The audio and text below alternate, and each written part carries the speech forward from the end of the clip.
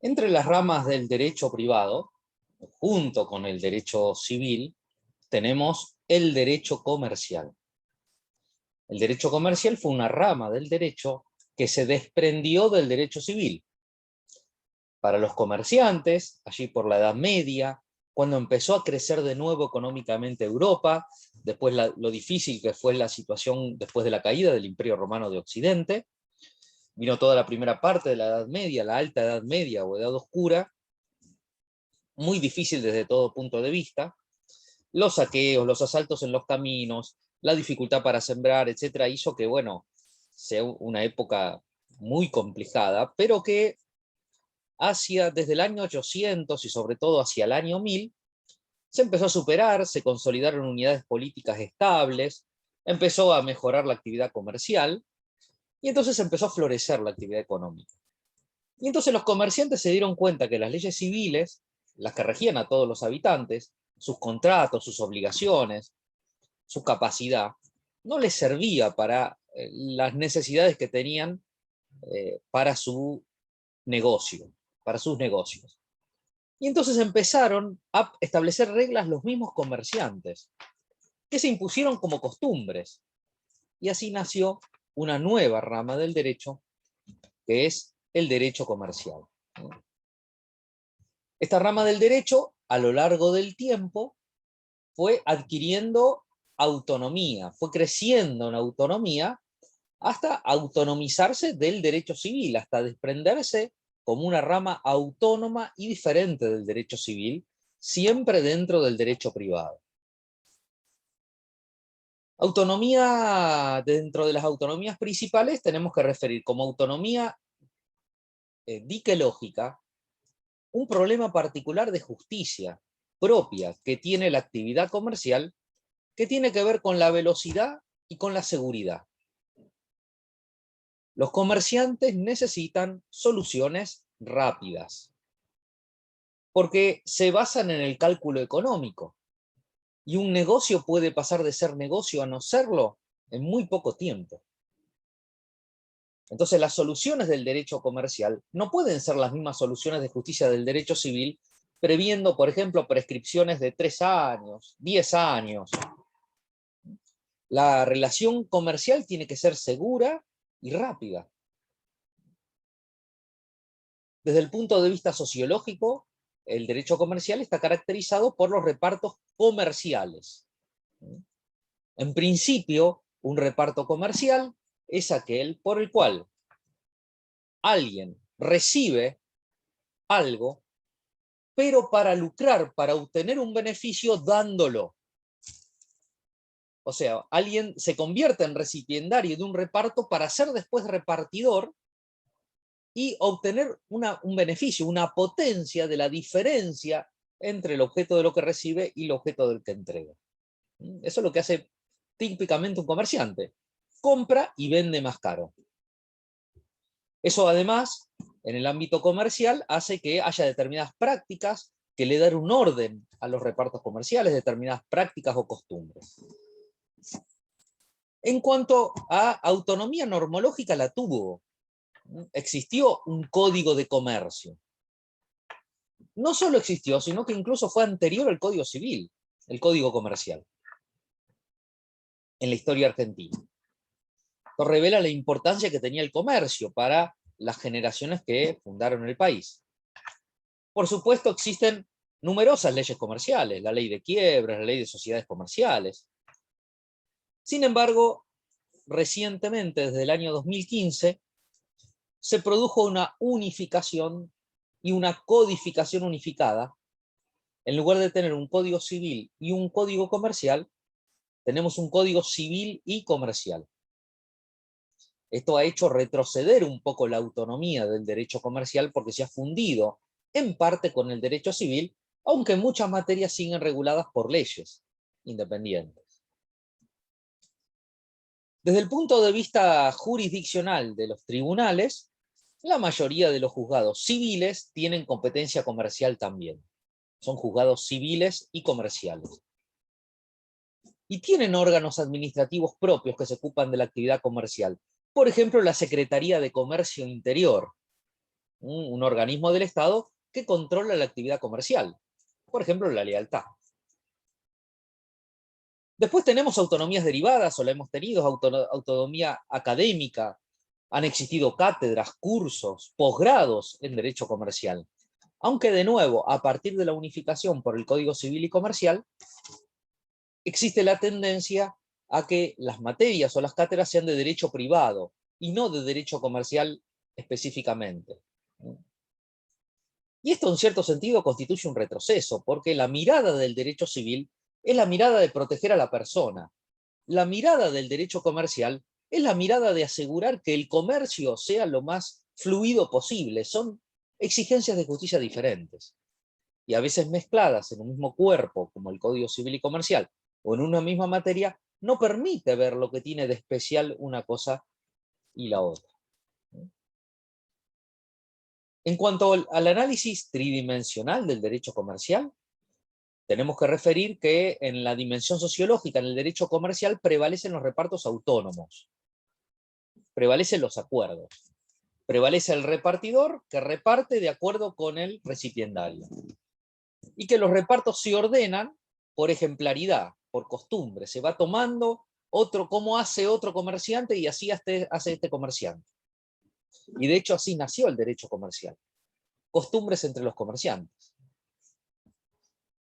Eso se refleja en la dimensión normológica con la importancia de la costumbre o de los usos comerciales. Porque si un comerciante traiciona las reglas de los comerciantes, más allá de que gane un juicio o pierda un juicio, nadie más le va a vender. Y entonces va a quedar afuera del círculo comercial. En el campo de la dimensión sociológica, en el derecho comercial, encontramos una importancia muy grande del fraccionamiento de la justicia que garantiza la seguridad. El comerciante necesita seguridad para hacer cálculo económico. Tiene que saber cuánto va a ganar para saber si vale la pena invertir en este negocio o en este otro. Si todo es incierto, no va a funcionar bien la actividad comercial. Ese es el problema que tienen muchos países, como la Argentina, en donde hay mucha incertidumbre, hay muchos cambios en las reglas. Por eso, por ejemplo, en las cuestiones comerciales, los plazos de prescripción son muy breves. No más de un año prescribe una acción comercial. Porque imagínense que un año es el cierre del balance de un comercio. En un año tiene que saber si ganó plata, si perdió plata. No puede ser que en 2 años, 3 años le venga alguien con un reclamo de 3 veces antes a un negocio. En ese marco, el derecho comercial asume algunas características peculiares. Por un lado, como yo les decía, la celeridad, es decir, la velocidad con que operan las operaciones comerciales. La segunda característica, que tiene que ver con la abstracción y es una manifestación del fraccionamiento, es la abstracción. La abstracción es una nota típica de los títulos comerciales o los títulos de crédito. Un pagaré, un cheque. Un pagaré es una promesa de pago. Un cheque es una orden de pago. Y tienen valor con independencia de la causa que los origina. Si una persona vende un televisor y le pagan con un cheque, no importa después si el televisor anduvo o no anduvo, el cheque hay que pagarlo igual. Si no se paga el cheque, el que tiene el cheque puede iniciarle un juicio para ejecutar el cheque, y el televisor es otro problema. El cheque se desprende de la causa. Eso es la abstracción. Igual que el pagaré. Un pagaré se desprende de la causa. Eso es lo que lo hace muy seguro y que pueda circular. Y en muchos casos se puede endosar, o sea, se le puede transmitir a otra persona. Entonces el que vendió el televisor y recibió un cheque, en lugar de cobrar el cheque, por el cheque paga otra deuda y lo endosa. Y el que lo recibe paga otra deuda y lo endosa. Y a lo mejor el que termina yéndolo a cobrar no tiene ninguna relación con el que emitió el cheque. Es abstracto, se desprende de la causa. Otra peculiaridad, otra nota particular que se da en el derecho comercial es la posibilidad de limitar la responsabilidad para afectar parte del patrimonio a una actividad productiva.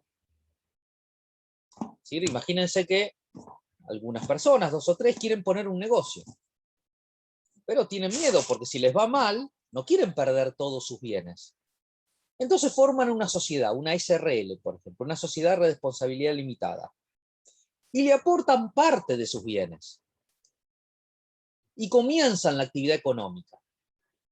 Si después resulta que la actividad económica anduvo mal y tiene deudas, los acreedores van a poder ir a cobrarse con los bienes de la sociedad, los que se aportaron a la sociedad, no los bienes personales de los socios. Porque la responsabilidad está limitada al patrimonio aportado, a los aportes. Entonces, si se produce un daño, si el negocio produce un daño muy grande y la sociedad, la SRL, tenía un camión, se podrá rematar y pagarse el daño con el camión. Y si no alcanzó, no le pueden rematar el auto particular a los socios, porque la responsabilidad está limitada. ¿Para qué se hace esto? Para que las personas se animen a emprender actividades productivas, sin poner en riesgo todo su patrimonio, porque si no, no se animaría. Estas notas particulares en el derecho comercial todavía se radicalizan en el caso de la sociedad anónima, que permite que haya personas que son socias sin conocerse, sin que se sepa quiénes son, porque tienen acciones, compran acciones y al comprar acciones son socios de una sociedad que es anónima, donde no se conocen entre ellos los socios. Es una manera de canalizar capital y canalizar inversión. Las personas ponen dinero y se hacen socios. Con ese dinero la sociedad prospera y realiza negocios. Y después reparte las ganancias entre quienes tienen acciones. Y el que tiene una acción la puede vender a su vez a otro, en algunos casos con algunos límites. Es algo propio del derecho comercial que tiene que ver con esta necesidad de darle velocidad al comercio, de hacer circular el dinero, de hacer circular el capital. Como yo les decía, con la sanción del Código Civil y Comercial, se ha dado un cierto retroceso en la autonomía del derecho comercial. Porque antes tenía su propia ley, diferente del Código Civil, del derecho civil. Ahora comparten el cuerpo normativo principal, aunque hay algunas leyes específicas que son civiles o que son comerciales, lógicamente. Y existe un dilema que muchos se plantean. Si al haberse hecho el Código Civil y Comercial, al haberse unido el derecho civil y comercial en una única ley, ¿cuál de los dos se perjudicó? ¿Si se civilizó el derecho comercial o se comercializó el derecho civil? Porque son ramas del derecho que persiguen objetivos y tienen miradas diferentes, como yo les decía. El derecho civil tiene la mirada de proteger a la persona. El derecho comercial tiene la mirada de garantizar que los negocios fluyan de la mejor manera posible, porque eso se redunda en un incremento de la riqueza y redunda en prosperidad para todos.